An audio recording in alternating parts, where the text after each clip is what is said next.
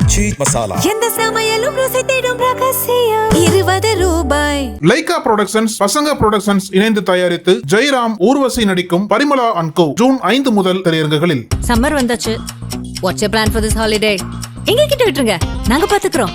GT Holidays, South India's #1 travel brand. அதிக பிரசங்கித்தனமா பேசுறாரு. நாங்க தாவேக்கா கூட்டணியிலே இல்ல அப்படின்னு இடதுசாரி கட்சிகள் அறிவிச்சிருக்காங்க. இது தாவேக்கா கூட்டணிகளுக்குள்ள ஒரு குழப்பத்தை ஏற்படுத்தி இருக்கு. என்ன காரணம், எதனால அப்படி ரியாக்ட் பண்ணாங்க அப்படிங்கிறது குறித்தும் அதன் பின்னணிகள் குறித்தும் பேசுவோம். இன்னொரு புறம் திமுகவின் 2வது முக்கிய விஐபி குறிவைக்கப்படுகிறார். தாவேக்கா அரசு அதுக்கு கிரீன் சிக்னல் காட்டிடுச்சு, எளிதாக அமலாக்கத்துறை உள்ள வந்துடுச்சு அப்படின்னு சொல்லப்பட்ட நேரத்தில் நீதிமன்றம் ஒரு கடிவாளம் போட்டிருக்கு. அதனுடைய பின்னணிகள் குறித்தும் பேசுவோம். அப்புறம் பெரிதும் எதிர்பார்க்கப்பட்டு நம்மளால் பலமுறை விவாதிக்கப்பட்ட ஒரு விஷயம், பாஜகவினுடைய முன்னாள் மாநில தலைவர் ஒரு புதிய கட்சியை ஆரம்பிக்கிறார் அப்படிங்கிற தகவல். அது குறித்து அவரே இன்னைக்கு பல விஷயங்கள் பேசியிருக்காரு. உண்மையிலேயே அவர் பாஜகவினுடைய எல்லா தொடர்புகளையும் விட்டுட்டு தான் தனித்த இந்த கட்சியை தொடங்குறாரா, அல்லது பாஜகவினுடைய இன்னொரு பினாமியாக இன்னொரு டீமாக அவர் களமிறங்குகிறாரா அப்படிங்கிற கேள்வி தமிழக அரசியல் களத்தில் எழுந்திருக்கு. இதெல்லாம் குறித்து கொஞ்சம் விரிவாக பேசிடலாம். Welcome to sensation.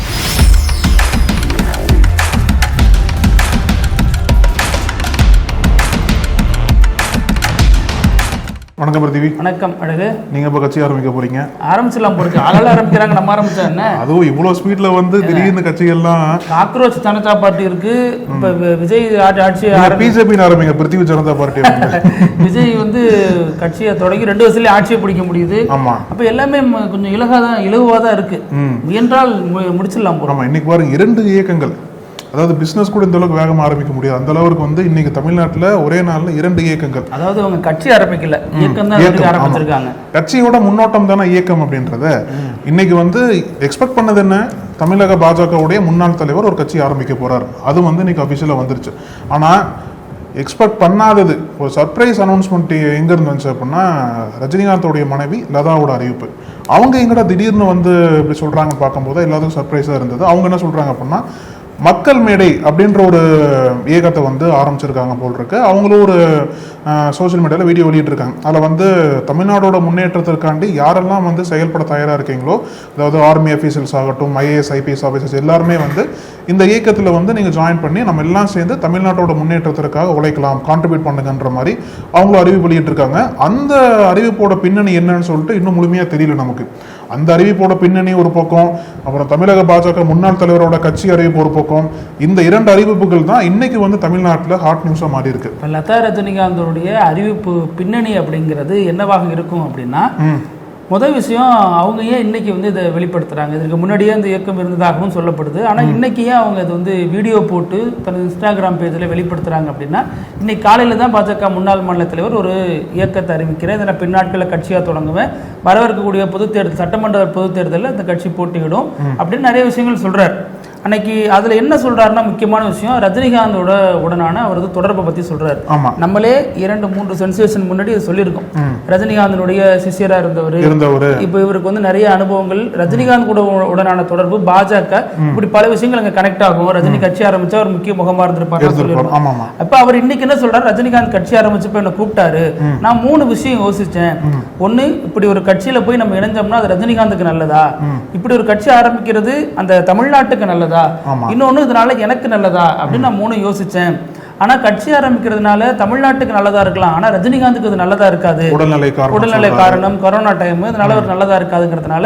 அது மட்டும் இல்லாம நான் முன்னாடியே சந்தோஷ் அவர்கள்ட்ட நான் உத்தரவாதம் கொடுத்துட்டேன், நான் பிஜேபிக்கு வரேன்னு சொல்லிட்டு, அதனால ரஜினிகாந்த் மன்னிப்பு கேட்டுட்டு நாங்க போய் சேர்ந்துட்டேன் அப்படிங்கிற இந்த ஒரு புள்ளி இருக்குல்ல, இந்த ஒரு புள்ளியை ஒரு தொட்டதன் மூலமாக நீங்க 2 நாளைக்கு முன்னாடியே பார்த்திருக்கலாம், பல இடங்கள்ல ரஜினி ரசிகர்கள் விஜய்க்கு எதிர்ப்பு தெரிவித்து இவருக்கு ஆதரவாக போஸ்டர்லாம் ஒட்டிட்டு இருந்தாங்க. ஏன்னா அவங்களுக்கு உண்டான இயக்கம் அப்படிங்கிறது இத்தனை ஆண்டுகள் நம்ம தலைவர் வருவாருன்னு காத்திருந்தோம்.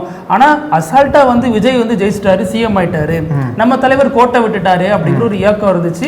எலெக்ஷன் டைம்ல ஆதவர்ஜுனா ரஜினி குறித்து பேசுனதும் அதுக்கு பேக் ஃபயர் ஆனதும் அதெல்லாம் பார்த்தோம். அப்போ அதுக்கப்புறம் ரஜினி விளக்கமும் கொடுத்தாரு, எனக்கு யார் மீதும் பொறாம இல்லை, எனக்கு ஒன்றும் வைத்தறிச்சல் கிடையாது, நான் பார்க்காத வெற்றி இல்லை, நான் நினைச்சிருந்தேன் அன்னைக்கே சிஎம் ஆயிட்டேன் அப்படின்னு எல்லாம் சொல்லியிருந்தார். அப்ப இந்த மாதிரி இடைப்பட்ட நேரங்கள்ல தான் ரஜினி ஊட்டி போறார். ஊட்டி போயிட்டு அங்கே முக்கியமான பல சந்திப்புகள் நடக்குது. இங்கிருந்து அந்த சந்திப்புகள் எதுவுமே நடக்கல, ஊட்டியில் அந்த சந்திப்புகள் நடக்குது. அதற்கு முன்னதாக பாஜக முன்னாள் மாநில தலைவர் ரஜினியை சந்திக்கிறாருன்னு செய்திகள் ஊடகங்களுக்கு வந்துச்சு. ஊடகவியலாளர்கள் தயாரா ரஜினி வீட்டில் இருந்த பொழுது அந்த சந்திப்பு திடீர்னு ரத்து செய்யப்படுது. அப்புறம் அங்க ஊட்டியில சில சந்திப்புகள் நடக்குது. இது ஒரு புள்ளி. அங்க வந்து சந்திப்புகள் நடக்குது. அதுக்கு என்ன காரணம் அப்படின்னா, ரஜினி வந்து இது மாதிரி பாஜக முன்னாள் மாநில தலைவர் தனக்கு ஆதரவாக செயல்படும்படி, தன்னை ஆதரிக்கும்படி அல்லது ஏதோ ஒரு வகையில் தனக்கு உதவும்படி ஒரு கோரிக்கை வைக்கிறாரு ரஜினிகாந்த். அப்போ ரஜினிகாந்த் வந்து இது வந்து செய்யறது சரியா? ஆல்ரெடி வந்து விஜய்க்கு எதிராக நம்ம இருக்கோம்னு சொல்றாங்க. தேர்தல் முடிந்து ரஜினி ஸ்டாலினை பார்த்ததே பெரிய அளவில் விமர்சிச்சாங்க. இது சரியா, செயல்படலாமா, நம்ம இறங்கினோம்னா சரியா வருமானு ஒரு ஆலோசனை செஞ்சிருக்காரு. இது ஒரு பக்கம் வைங்க. இன்னொரு பக்கம் இப்படி இன்னைக்கு தனது ரஜினியுடனான உறவுகளை வச்சு மீண்டும் வந்து நினைவுபடுத்தி முன்னாள் மாநில தலைவர் பேசுறப்ப ரஜினிகாந்தினுடைய மனைவி வந்து ஒரு வீடியோ வெளியிடுறாங்க. அதுலதான் அவங்க மக்கள் மேடை துவங்குறேன், உங்க உள்ளூர்ல இருக்கிற தலைவர்களை நான் இதுல வந்து கண்டுபிடிக்கலாம், நாம வந்து மக்களுக்கு உதவி பண்ணுங்க, retired IAS officer, IPS officer, முக்கியமான பல துறைகள்ல இருக்கக்கூடிய முகங்கள், பவர் சென்டர்ஸா இருக்கிற எல்லாருமே இதுல வந்து சேருங்க அப்படின்னு சொல்றாங்க. அப்போ இதுவும் கட்சிக்கான ஒரு முன்னோட்டமா தான் பார்க்கப்படுதா, இல்ல கட்சி ஆரம்பிக்க போறாங்களா, இல்ல இந்த லதா ரஜினிகாந்தோட இயக்கம் வந்து தமிழக பாஜகவுடைய முன்னாள் மாநில தலைவருக்கு ஒரு பூஸ்டப்பா இருந்து 2 பேரும் சேர்ந்து கூட்டணி போட்டு தேர்தல் சந்திக்க போறாங்களா அப்படின்றது கூட பல கருத்துக்கள் வந்து அதுல ஒரு பெரிய சந்தேகம் இருக்கு. அப்படி வந்து அவங்க பண்ணுவாங்களான்னு தெரியல. நீங்க சொல்றது ஒரு பாயிண்ட் ஆஃப் வியூ. இன்னொரு பாயிண்ட் ஆஃப் வியூ, தேவையே இல்லாம நமக்கு இருக்கக்கூடிய சப்போர்ட்டர்ஸையும் அவர் இழுத்துட்டு போயிட்டாருன்னா சரிப்பட்டு வராது. சோ ரஜினிகாந்த் நேசிக்கக்கூடியவங்க எல்லாருமே அவர் லதா ரஜினிகாந்துக்கு ஆதரவு அளிப்பாங்கிற அடிப்படையில அந்த சப்போர்ட்டர்ஸ் நம்ம கூடயே இருக்கட்டும் அப்படிங்கிறதுக்காக கூட அது தொடங்கப்பட்டிருந்திருக்கலாம். அப்போ இது வந்து ரஜினிகாந்த் விரும்பி இது நடக்குதா அப்படிங்கிறதும் அடுத்த கேள்வி. ரஜினிகாந்த் விரும்பாம இப்படி ஒரு இயக்கம் தொடங்கப்பட்டிருக்குமா அவங்க வீட்டுல அப்படிங்கிறது இன்னொரு கேள்வி. சோ இது வந்து நிறைய விஷயங்கள் பேசப்பட்டிருந்தாலும் ரஜினிகாந்த் வெளிப்படையா வாய் திறந்து நான் அவருக்கு ஆதரவு கொடுக்கிறேன் அப்படின்னு சொல்லுவாரா, அல்லது ஆதரவு கொடுக்க மாட்டேன் அவரு என்னைக்கு சொன்னது கிடையாது, ஆதரவு கிடையாது அப்படின்னு கொடுக்கறதா இருந்தா தான் பேசுறாரு. அப்ப இதுவும் நம்ம வெயிட் பண்ணி தான் பார்த்தாக வேண்டியதா இருக்கு. ஆனாலும் இதுல வந்து இதுவரைக்கும் உண்டான விஷயங்கள் தான் நம்ம பார்த்தோம். இப்ப என்னென்ன பாசிபிலிட்டிஸ் இருக்கு, என்னென்ன நடந்திருக்கு அப்படிங்கறதெல்லாம் குறித்து பார்த்தோம். இதுல இன்னும் முக்கியமான விஷயம் பார்த்தோம் அப்படின்னா, இப்போ கட்சி தொடங்கி இருக்கக்கூடிய இந்த முன்னாள் மாநில தலைவருக்கு, பாஜகவுடைய தலைவருக்கு சில விஷயங்கள், சில ஹெல்ப்லாம் நடக்குது. அதாவது முக்கியமான ஒரு ஸ்டார் வந்து உதவ போறாரு. அது ரஜினிகாந்தா அல்லது வேற ஏதாவது ஒரு நபராங்கிறது தெரியல, அதை நம்ம பார்க்கணும். ஆனா முக்கியமான ஒரு ஸ்டார் அந்தஸ்தில் உள்ள ஒரு நபர் வந்து அவர் கட்சியில் இணைய போகிறார், அல்லது வெளியிலிருந்து ஆதரவு தர போகிறார், அல்லது அவர் ஆதரித்து பேச போகிறார். இதுல ஏதோ நடக்க போகுதுங்கிறது ஒரு தகவல். இன்னொன்று, ஒரு பிரபல IT நிறுவனம் ஒன்று இவங்களுக்கு உதவுறதுக்கு முன் வந்திருக்கு. அந்த தலைவர் வந்து பல விஷயங்களை இவர் ஆதரிச்சே போட்டவர் தான். அந்த நிறுவனம் வந்து இவருக்கு ஆதரவு கரம், ஒரு ஃபினான்ஷியலா ஃபண்டு, பல விஷயங்கள் செய்ய தயாராக இருக்காங்க அப்படிங்கிற ஒரு தகவல் வந்திருக்கு. அது மட்டும் இல்லாம பாஜகவை எதிர்த்துட்டு வர முடியுமா? இன்னைய தேதியில செந்தில் பாலாஜி மத்திய பிரிவுகளால் குறிவைக்கப்படுகிறார்.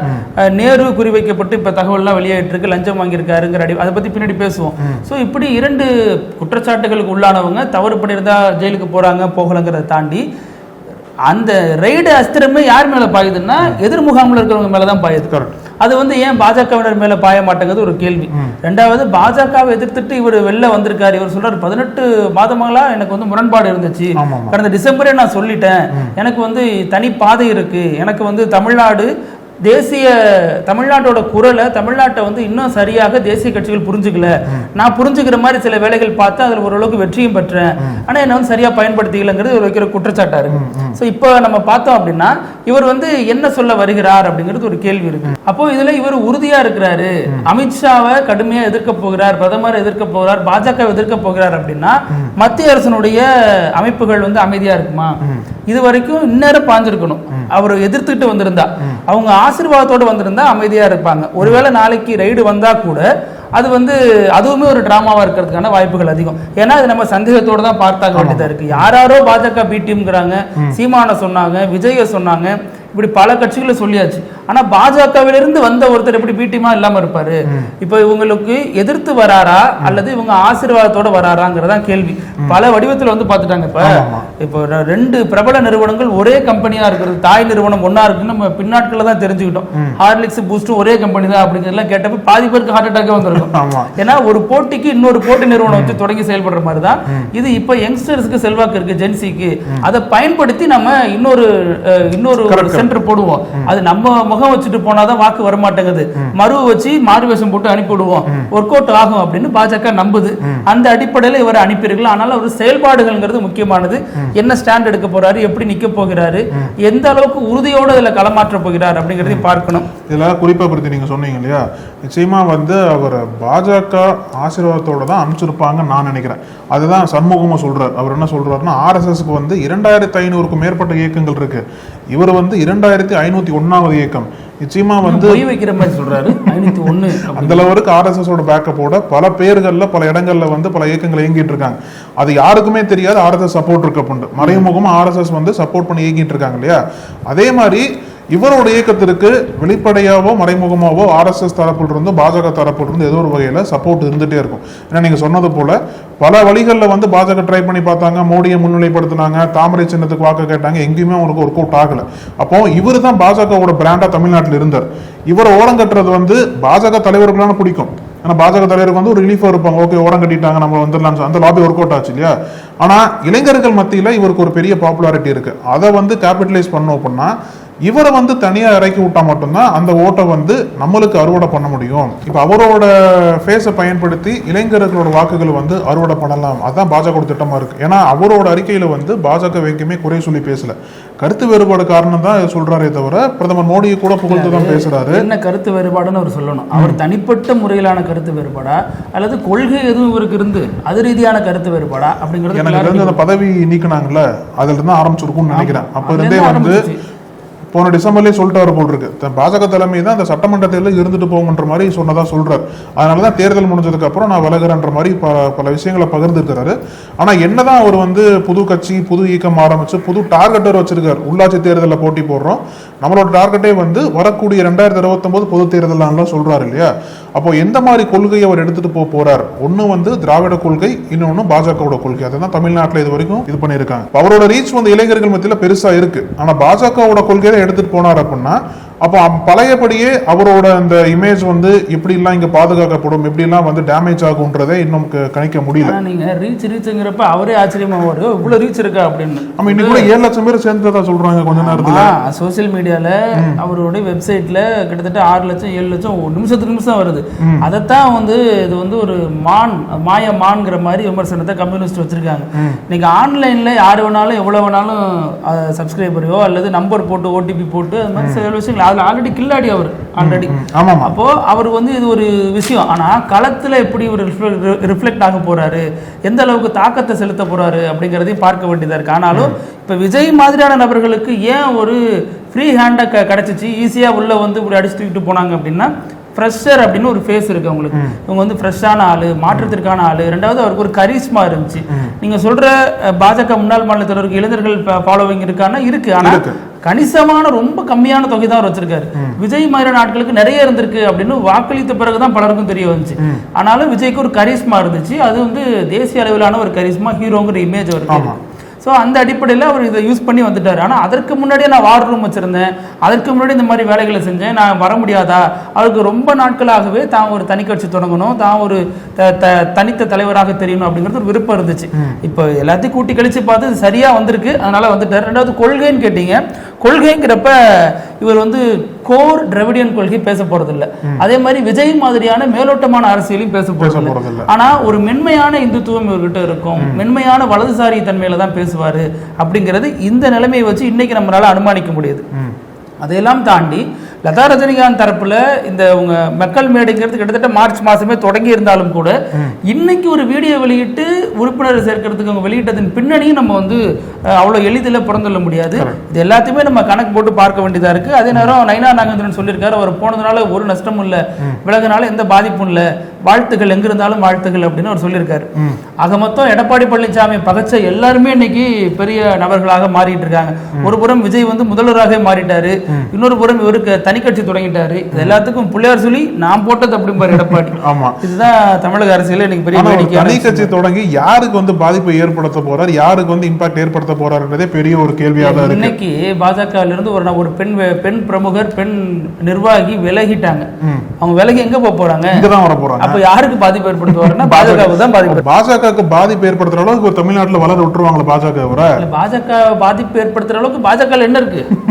பாஜக பாதிப்புல தானே இருக்கு. இவர் தான் எல்லாம் பாஜக தெரிஞ்சு போச்சு, அதனால பாஜக பாதிப்பு ஏற்படுத்தினா இவர் வளர்ந்தா என்ன, எல்லாமே பாஜக பெனிஃபிட்டா தான் புது பாஜகவா புது பாஜக பிஜேபி ஏஜிபி. இப்போ எப்படி நியோ ஏடிஎம்கே இருக்கு, நியோ டிஎம்கேவா விஜய் செயல்படுறாரோ அது மாதிரி ஒரு நியோ பிஜேபியா செயல்படுறாரு. அதான் ஏஜிபின்னு சொல்லிட்டேன், அவரோட பேரை போட்டு ஜனதா பார்ட்டின்னு வச்சுக்கோங்க. ஆமா. இப்போ அதே மாதிரி நம்ம இன்னொன்னு பார்த்தோம் அப்படின்னா தாவேகா கூட்டணிகளுக்குள்ள இடதுசாரிகள் இருக்கா இல்லையாங்கிறது அவங்களே குழம்பி மாத்தி மாத்தி பேசியிருந்த நேரத்துல, ஆனாலும் திமுக தரப்புல என்ன சொல்லப்படுச்சுன்னா அவங்க வந்து கொஞ்சம் நாகரிகமானவங்க, வெளியில இருந்து ஆதரவுன்னு சொன்னாங்க, கடைசி வரைக்கும் அப்படிதான் நிக்கிறாங்க அப்படிங்கிறது தெளிவா சொன்னாங்க. ஆனா இன்னைக்கு நாங்க கூட்டணியில இல்ல அப்படின்னு 2 இடதுசாரி கட்சிகள் ரொம்ப தெளிவா சொல்லிட்டாங்க.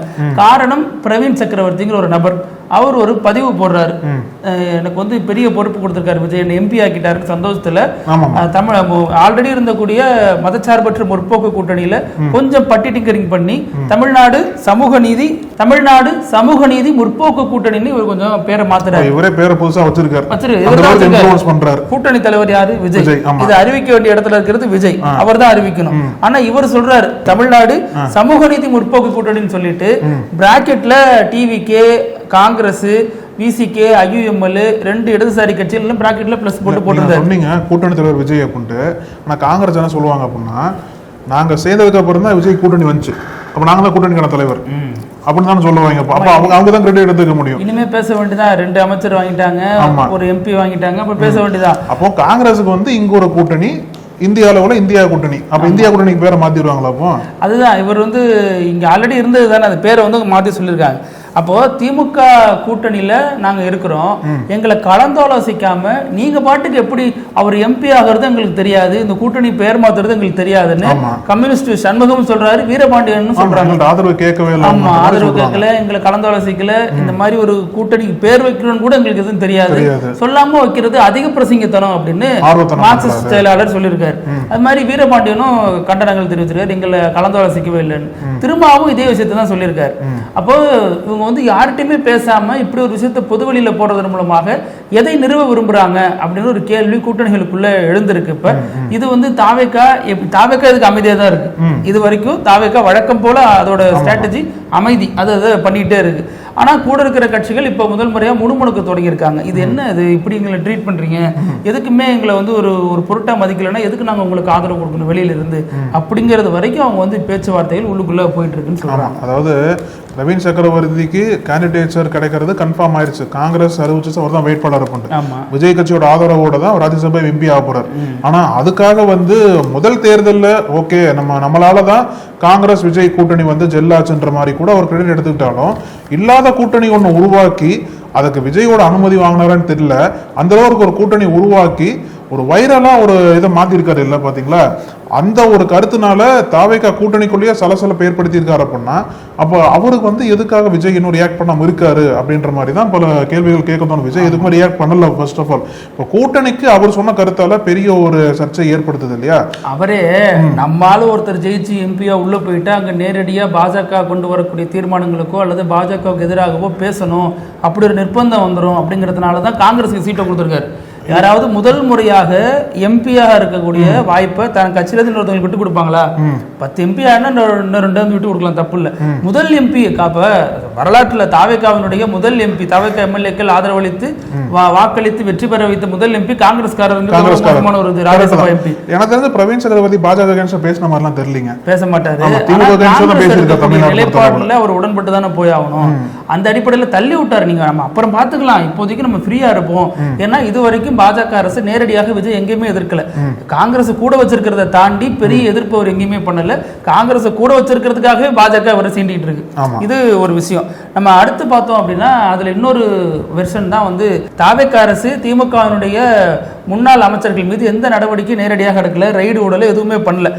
அதை அவங்க விரும்பவும் இல்லை இந்த நிமிடம் வரைக்கும். அதற்கு பதிலாக மத்திய அரசு ரைடுக்காக காத்திருக்கு இல்லையா, சில விஷயங்களுக்கு அப்ரூவல் கேட்டு வெயிட் பண்ணுது. திமுக அரசு இருந்த பொழுது இருந்து மத்திய அரசு அமலாக்கத்துறை சில விஷயங்களுக்கு ரைடு பண்ணணும், அனுமதி கொடுங்க, அவங்களை எஃப்ஐஆர் போடுங்க அவங்க மேல அப்படின்னு ரொம்ப நாளா கேட்டுட்டு இருந்துச்சு.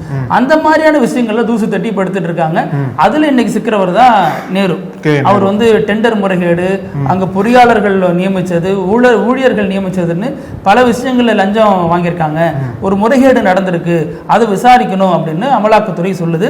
கடந்த 2 முறையாக நீதிமன்றங்கள் மூலமாக தமிழக அரசு அதை வழக்கு போடணும் அப்படின்னு சொன்னப்போ நீதிமன்றம் என்ன சொன்னுச்சுன்னா, நாங்க வந்து நேரு மீது வழக்கு போடணும்னு நாங்க சொல்லல. அந்த துறையில இப்படி ஒரு குற்றச்சாட்டு நடந்திருக்குன்னா அதற்கு வழக்கு பதிந்து விசாரிங்க அப்படின்னு தான் சொன்னோம். அப்படி நீதிமன்றம் விளக்கம் கொடுத்துச்சு.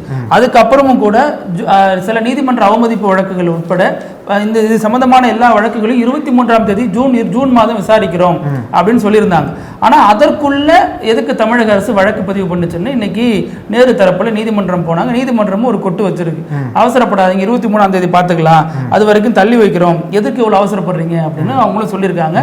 இது வந்து ஒரு பெரிய பின்னடைவா பார்க்கப்படுது. ஒரு புறம் கூட்டணியில ஒரு பின்னடைவு, இன்னொரு மன்றம் நீதிமன்றங்கள்ல ஒரு குட்டு வாங்கியிருக்காங்க அப்படின்னு தாவேக்கா தொடர்ந்து பின்னடைவை சந்திச்சுட்டே வருது. ஆனால் இதை நேரு போன்றோர் எப்படி எதிர்கொள்ள போகிறாங்க? ஆல்ரெடி செந்தில் பாலாஜி அவர் ஒரு நெருக்கி ஒரு வளையத்துக்குள்ள வச்சிருக்காங்க. இப்ப அடுத்து இவரும் வந்து அந்த வளையத்துக்குள்ள போறாரா, எப்படிப்பட்ட ஒரு இவர் எப்படி தாண்டுறாரா அல்லது தாங்குவாரா அப்படிங்கறதெல்லாம் பெரிய ஒரு எதிர்பார்ப்பை இருக்கு. அப்ப அதே மாதிரி திமுக கூட்டணியில இருக்கிறதா சொல்லக்கூடிய மதிமுகவோட பொதுச் செயலாளர் வைகோ வந்து இன்னைக்கு தென்காசியில ஒரு உண்ணாவிரத போராட்டத்தை முன்னெடுத்திருக்கார் போல் இருக்கு. அந்த செண்பகவல்லி அணை அந்த விவகாரம்னு சொல்றாங்க. அதுல வந்து மீண்டும் அவர் வந்து அந்த கேரளா தமிழ்நாடு அந்த அணை பிரச்சனை எல்லாம் தொடர்ந்து பல ஆண்டுகளா பேசப்படுது இல்லையா, அதற்கு மீண்டும் அவரோட குரலை வந்து கொடுத்திருக்காரு. கேரளா அரசு பல கோரிக்கைகள் வந்து முன் வச்சிருக்காரு. இன்னைக்கு இதுல நீங்க பொதுவா வைகோ அப்படின்னு பாத்தீங்கன்னா அரசியல் ரீதியாக பல விமர்சனங்கள் வைக்கலாம். நீங்க அவர் வந்து சரியான நேரத்தில் தவறான முடிவுகள் எடுப்பவர் அப்படின்னு அவர் மீது வைக்கக்கூடிய பல விமர்சனங்கள் இருக்கு. அது அரசியல் விமர்சனம்.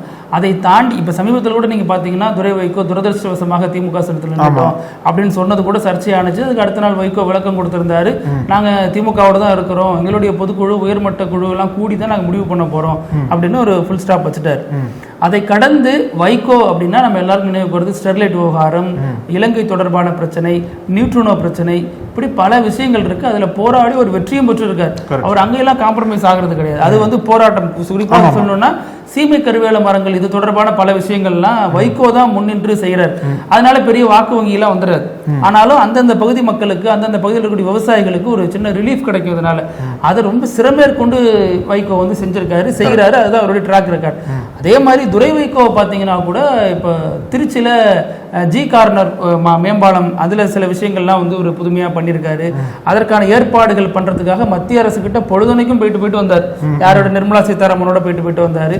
அப்புறம் போர்க்காலங்களில் வெளிநாடுகளில் சிக்கின மாணவர்களை மீட்டு வந்து இங்க கொடுத்ததா இருக்கலாம். அதுக்கு பெரிய போராட்டம் மற்ற எல்லார்களும் பண்ணியிருந்தாலும் திமுக விசிக எல்லாரும் கையெழுத்து போட்டு கொடுத்திருந்தாலும் தொடர்ந்து ஒரு விஷயத்தை முன்னெடுத்து வந்தது துரை வைகோ. இப்ப இவங்க நீங்க அரசியல் ரீதியாக விமர்சிக்கலாம். இந்த மாதிரி யாராலும் கண்டுகொள்ளப்படாத சில விஷயங்கள் இருக்குல்ல சமூகத்துல, அதுக்கு கவனம் செலுத்தி அதுக்கு முக்கியத்துவம் கொடுத்து அதற்கான அடுத்தடுத்த ஆக்ஷன்களை பண்றதுங்கிறது இவங்களுடைய ஒரு பாரம்பரியமா இருக்கு. மதிமுகவை கவனிக்கும் பொழுது நம்ம இதை கவனிக்கலாம். அப்பா மாதிரியே இவரும் பண்றாரு அப்படிங்கறத நம்ம பார்க்க முடியும். அந்த வகையில தான் அந்த செண்பகவல்லி அணை இது வந்து ரொம்ப நாட்களாக வைகோ போராடி இருக்காரு. இதுக்கு முன்னாடி 2 முறை உண்ணாவிரதம் இருந்திருக்காரு. இதற்கு முன்னாடி பல போராட்டங்களை நடத்திருக்காரு. அது வந்து எம்ஜிஆர் ஆட்சி காலத்துக்கு முன்னாடியில இருந்தே இந்த பிரச்சனை நீடிச்சுட்டு வருது. அடிப்படையில் செண்பகவல்லி அணை அப்படிங்கிறது கேரளாவில் இருக்கு. கேரளாவினுடைய உரிமைக்கு பாத்தியப்பட்டது. ஆனா தமிழக விவசாயிகள், குறிப்பா தென் மாவட்ட விவசாயிகள், தென்காசி, திருநெல்வேலி, தூத்துக்குடி, இந்த விவசாயிகள் இதனால பலன் பெறுறாங்க. விருதுநகர் வரைக்கும் அந்த நீரால பயன்படுறாங்க. ஆனா செண்பகவல்லி அணை போதிய பராமரிப்பு இல்லாம உடஞ்சி சேதமடைஞ்சு இப்படியே இருக்கு 60 வருஷத்துக்கு மேல. சோ அதை எத்தனையோ முறை இங்கிருந்து ஆட்சியாளர்கள் பேசியிருக்காங்க. வைகோவை போயிட்டு பினராயி விஜயன் உட்பட பல உம்மன் சாண்டி உட்பட பல கேரள முதல்வர்களை சந்திச்சு விஷயங்களை பேசியிருக்காரு. அவங்களும் செய்யறாங்கிறாங்க, அப்புறம் புனரமைப்பு பண்ணுவாங்க, அப்படியே பாதியிலே விட்டுருவாங்க. இது தொடர்ந்து போய்கிட்டே இருக்கு. இப்போ வைகோ சமீபத்தில் மேகதாது அணை இதுக்கெல்லாமே போராட்டம் பண்ணார். அவர் வந்து போராட்டம்னு வந்துட்டு அவருக்கு ஒரு வைப்பு வந்துருது உள்ளுக்குள்ள. அதனால அடுத்தடுத்த போராட்டங்களை அறிவிக்கிறார். இப்போ இந்த போராட்டம் உண்ணாவிரத போராட்டம் இந்த வயசுல தேவையா அவருக்கு? இப்போ என்ன நம்ம சாதிச்சிட்டோம், எதற்காக இவர் வந்து போராட்டம் பண்ணணும் அப்படின்னு கட்சிக்காரங்களே உள்ளுக்குள்ள குமுறினாலும் அவர் வந்து தனது பிடியை விட்டு தரதாகவே இல்லை. எப்படி ஸ்டெர்லைட்டுக்கு எதிராக பல தூரம் நடந்தாரோ, மதுவிலக்கு எதிராக அவங்க அம்மாவோட போராட்டத்தில் ஈடுபட்டாரோ, அதே மாதிரி இதுலயுமே வந்து அவர் ஒரு போராட்டத்தோட தான் அணுகிறாரு. இந்த வயசுலயும் உண்ணாவிரதம் இருந்து இப்ப கேரள அரசு கேட்டுற போதா அப்படின்னு சொன்னாலும் இது போராட்டம், விவசாயிகளுக்கான போராட்டம், இது விட்டுத்தர முடியாது அப்படிங்கிறது வைகோவனுடைய நிலைப்பாடா இருக்கு அப்படிங்கறத நம்ம களத்துல பார்க்க முடியுது. இப்ப அதே மாதிரிதான் இப்ப துரை வைகோ எப்படி முன்னாடி மத்திய அமைச்சர் நிர்மலா சீதாராமனை சந்திச்சாரோ அது மாதிரி இன்னைக்கு முதல்வர் சந்திச்சிருக்காரு. முதல்வர் விஜயை சந்திச்சிருக்காரு. கேட்டா திருச்சியில இருக்கக்கூடிய மக்களுக்கு சில விஷயங்கள் செஞ்சு தர வேண்டியதா இருக்கு. தொகுதி நலன் சார்ந்து சந்திப்பு அப்படிதான் உறுதி பண்றாங்க, அப்படிதான் இருக்கு. ஆனாலும் இப்ப கடந்த முறை நிர்மலா சீதாராமனோட சந்திச்சாருன்னு சொன்னப்ப பாஜகவோட கூட்டணி மாறப்போகிறார்கள் பேச்சுக்கெல்லாம் வந்துச்சு. நாமளும் கூட அது தொடர்பாக பேசியிருந்தோம். அப்போ அவர் ஆனா அந்த நிலைப்பாடு எடுக்கல. அதே மாதிரி விஜய்கிட்ட நிலைப்பாடு எடுக்காம இருப்பாரா அல்லது கட்சியோட சேரப்போகிறாரா அப்படிங்கிறத நம்ம பொறுத்திருந்தா பார்த்தாங்க. அப்புறம் நிகழ்ச்சியினுடைய இறுதி பகுதி இப்படி இல்லாம நடக்கும் அப்படிங்கிற வினோத செய்தி. நமக்கு விதி மேல நம்பிக்கை இருக்கா இல்லையான்னு கேட்டா பலருக்கும் சொல்ல முடியாது.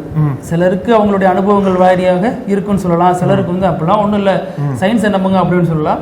ஆனா நான் ஒரு சம்பவம் சொல்றேன். சம்பவம் முடிஞ்சதுக்கு அப்புறம் நீங்க முடிவு பண்ணீங்க விதின்னு ஒன்று இருக்கா இல்லையான்னு. இந்தோனேஷியாவில் 62 வயது நபர் அவரை 24 வயதான ஒரு பெண் திருமணம் பண்ணிக்கிறாங்க. 64 வயசு 62 கல்யாணம் பண்ணிக்கிறாங்க. அது அங்கே இருக்கு, நடைமுறையில் இருக்கக்கூடிய விஷயம். கல்யாணம் பண்ணிக்கிறாங்க, நல்லா இருக்கிறாங்க. ஒரு நாள் வந்து அவங்க ஆல்பத்தை எடுத்து பார்க்குறாங்க. கணவருடைய முதல் திருமணம், 2வது திருமணம், இவங்களே 3வது திருமணம் நினைக்கிறேன். அந்த மாதிரி ஆல்பத்தை எடுத்து பார்க்கும் பொழுது ஒரு விஷயம் பார்க்குறாங்க. அந்த போட்டோவில் அவங்க இருக்காங்க. கணவருடைய முதல் திருமணத்துல இந்த பெண் வந்து 9 வயசுல இருக்காங்க போட்டோல. இது என்னடா அது ஆச்சரியமா இருக்கு அப்படின்னு சொல்லிட்டு கொஞ்சம் பிளாஷ்பேக் போய் பார்த்திருக்காங்க. அப்போ கணவருடைய 2வது திருமணம் அது. அவருடைய 2வது திருமணத்துல இந்த பெண்ணுக்கு 9 வயசா இருக்கும் பொழுது உறவுக்காரர்கள் ஒருத்தர் வந்து அழைச்சிட்டு போய் திருமணத்துல கலந்துருக்காங்க. இவங்க சின்ன பொண்ணா நிக்கிறாங்க. அங்க அவர் கல்யாணம் பண்றாரு. அவரு 3வது திருமணமா இவங்களை பண்ணிருக்காரு. இது எவ்வளவு பெரிய கேப் இருக்கு பாருங்க. ஆமா, அப்ப அது விதின்னு சொல்றதா என்னன்னு சொல்றது? ஆல்ரெடி முடிவு பண்ணி வச்ச ஒண்ணு நடக்கிற மாதிரி இருக்கு. இது எப்படி நடந்திருக்கு? ஆனா சத்தியமா நான் இதுக்கு காரணம் இல்லைங்க அப்படின்னு அந்த பொண்ணு போஸ்ட் போடுறாங்க. இப்படி ஒரு போட்டோ எடுத்து போட்டுட்டு, பழைய போட்டோவை போட்டுட்டு, சத்தியமாக இதற்கும் எனக்கு எந்த சம்பந்தம் இல்லை, இதனால அவங்க உறவுல எந்த முடிவும் இல்லை அப்படின்னு ஒரு விஷயத்த சொல்லியிருக்காங்க. கேட்கறதுக்கு சுவாரஸ்யமா இருக்கு. ஆனா அந்த மனுஷன் எப்படி 3 குடும்பம் 4 குடும்பம் வாழ்ந்துட்டு இருக்காரோ புரியல. ஆமா, விதி என்ன வருதா சரி, சந்தோஷம் இருந்தா பிரச்சனை இல்லை. அவர் கேட்பாரு, இதுவே எனக்கு விதிதாயா, 4வது கல்யாணம் பண்ணிட்டு 3வது கல்யாணம் பண்ணிட்டு வாழ்ந்துட்டு இருக்கேன் அப்படின்பாரு. ஆமா, பேசுவோம். இதே மாதிரி மீண்டும் பல செய்திகளோட சந்திக்கலாம். நன்றி. தொடர்ந்து பேசலாம். நன்றி. நக்கீரன் டிவிக்கு சப்ஸ்கிரைப் செய்யுங்கள். உங்கள் ஆதரவே எங்கள் பலம். ஆசிரியர்களுக்கு நண்பனாகவும் மாணவர்களுக்கு ஆசானாகவும் திகழும் தேர்வு வழிகாட்டி. ஒவ்வொரு பாடத்திற்கும் அனுபவமிக்க ஆசிரியர்களின் துல்லியமான தெளிவான விடைகள். CNC இருக்கு, தேர்வு பயம் எதற்கு? இது தீரன் பப்ளிஷிங் ஹவுஸ் விற்பனை வெளியீடு.